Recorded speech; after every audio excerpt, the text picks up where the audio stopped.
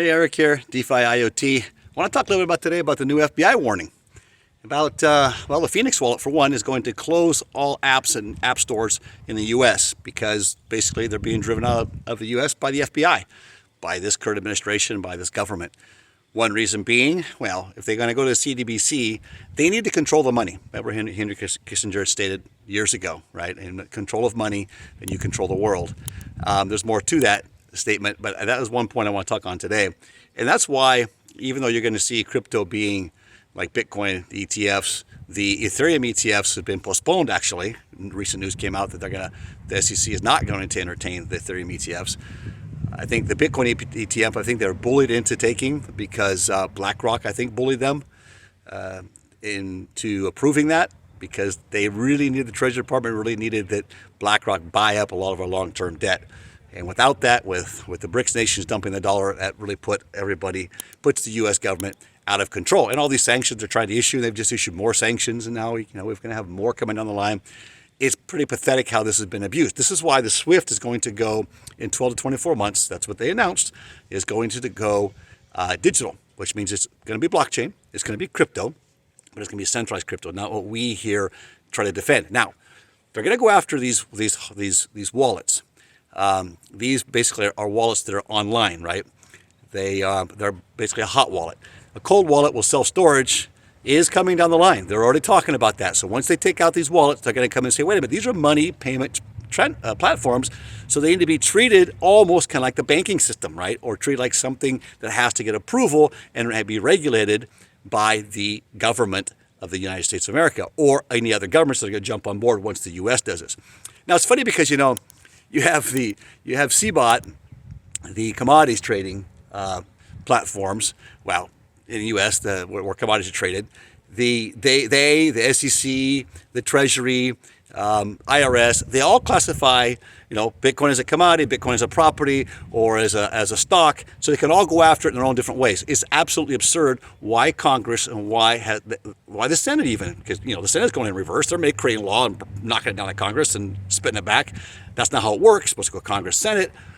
However, what's going to take place here is they're going to come after our cold wallets next and try to make those illegal. We'll be going through airports and they'll check those cold wallets and they'll take them from us and they'll see if we've declared everything. Eventually it's going to be we can't move around with our cold wallets.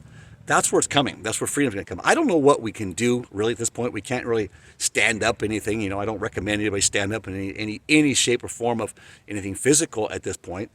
I'm not even advocating that for the future. We try to avoid all that stuff, right? Push come to shove and things come what may, I hope it doesn't ever get to that. However, I am willing to do what I need to do to defend our freedoms and our economic freedoms, right? What we can do now, though, is we can fight with our mouth and our words. And in fact, we just recently talked about starting a Toastmasters Club to teach people how to speak and how to get their point across so that they can begin to speak up and not be afraid to speak up, especially in front of people or in front of school boards or in front of government officials, local government officials. That's what we need to do. This is something that I'm looking into as well right now, looking at trying to run even for our local district, for our school board.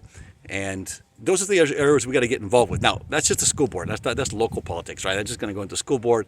What I want to do is get into school board where we can start educating our kids about the importance of free market economy. That's why I want to get there, because it's going to take that generation, a whole bunch of people that have got the cojones to stand up and take back this republic. This is a republic.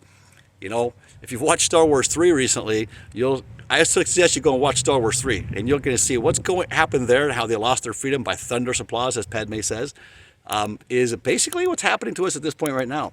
So the warning with the FBI, I'll put the link down below, is that they are going after, the Phoenix wallet's already going to jump ship, cannot deal with U.S. clients. And what's going to force us to do is to go offshore with things like people did in the past, back in the 80s. There are jurisdictions out there, and such as Nevis and others, even El Salvador, I would believe coming down the line might be affordable enough. We looked in El Salvador for stuff with the team that I coach, and they are actually looking at other places that have been the safe havens for many years, even for actual money. See. The other is too that the Treasury, the Treasury's calling this the Bitcoin money, so that it can be well, the IRS, I guess you could say, so that they can tax it, right, as a capital gains tax. Which, keep in mind that with the new law coming out, that any unclaimed earnings, if you have over $1 million, and there's some things in there that you're going to want to look at. Starting 2025, you're going to have to pay 25% of, up to 25% of. And that's something that we need to look into, whether we receive it or we actually have the capital gains or we don't have the capital gains, just be it sit there, that asset sitting there. I remember in Costa Rica does this stuff too. I remember in Costa Rica, they tried doing that stuff to us. And we did everything. We got a contract on somebody, they gave us a deposit. We had to pay taxes on the full amount of the contract, even though that contract wasn't going to be paid off for 5 years. It's pretty incredible what's coming down. This is a steal of property, and this is to consolidate property into basically just a centralized force. This is all headed up by the World Economic Forum, the United Nations, with the World Health Organization behind them as well. And that's where the push is going to come, because that's health and that's the safety of everybody. And you're going to get all these people on the left running and crying and saying that, Bitcoin consumes electricity, that the actual, the health of things when things go down, it's not going to be healthy for us. They're going to fight against you, even though they're trying to do it out with gas and oil. It's just absolutely ridiculous. People do not study it for themselves. I know you're smarter than that. I know people follow this channel are smarter than that. You do your own research. Hey, look, our freedom, our free market economy is under attack. And Satoshi Nakamoto knew something when he actually launched the whole Bitcoin idea and this whole idea of this blockchain. And now it's not the first time around, but it's the one that became the most successful. And he left it alone. He decentralized it. How did he know that was going to be a key pivotal point going down the road for us to be able to fight back on? Look, be careful with your wallets, pay attention, subscribe, like this channel. We're going to keep you updated on too. This is something I do every day. I'm in this every day, all day long while I'm at work. And this is what I do on the side.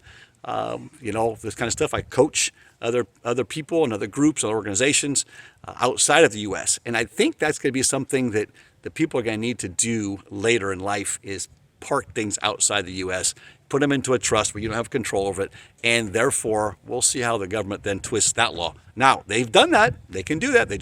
They pierced Trump's trust veil. Like him or don't like him, they pierced it without any reason at all. They just pierced it without even a jury trial. So be careful of this. Just want to let you know, though, if you got Phoenix Wallet, you might want to look into how you pull your money out of that. You got a time frame on that. But there's going to be other these hot wallets on the platforms. They're going to be coming down on the SEC. Is going to come down hard on them. SEC, it's going to be across the board. They're going to be everybody. SEC, CBOT, Treasury. They're all going to come after what they can get. They're all just trying to take money so they can give it away, lie in their own pockets, and that's what it is in the day. And I'm sure one day they're going to come after me for making this kind of videos. So do me a favor, while I'm still here and still alive and still a free man, subscribe down below, give us a thumbs up, and pass this message on to everybody you can. Be aware of what's going on. Pay attention with your wallets, because one day you might walk in and your crypto is frozen in there and you can't get out because you're a U.S. citizen. That used to be where you went to have freedom. Not anymore. So what are we going to do about it? Put your comments down below. What can we do about it? What can we do without going into physical violence, nothing of that nature? What can we do now? Speaking up. You got your suggestions? How do we speak up? Where do we go? You got the Bitcoin conference coming up in July. That's something we can go to. Show that support. Mass adoption. Buy a little tiny Bitcoin miner and hook it up in your house. You can buy these little Nano 3s, for example. Hook that up. Support that network. So it's low consumption, and yet you're supporting the network, and nobody's going to be able to detect that. And that network stays, and we'll find that market. I've lived in these Latin countries 20 years of my life. I've lived in 5 countries, and tell you what, every time these extreme governments come down, even including Venezuela, the black market always rises up. And Litecoin supports that right now. Bitcoin's too open. But, running a Doge miner with Litecoin in there and running a Bitcoin miner, I think we can support those 3. And those 3 are going to help us maintain freedom alone. There's more you can do. And I'm not giving financial advice. I'm just saying what we can do to support our financial freedom. So, Eric, with DiFi IoT, we'll see you in our next video.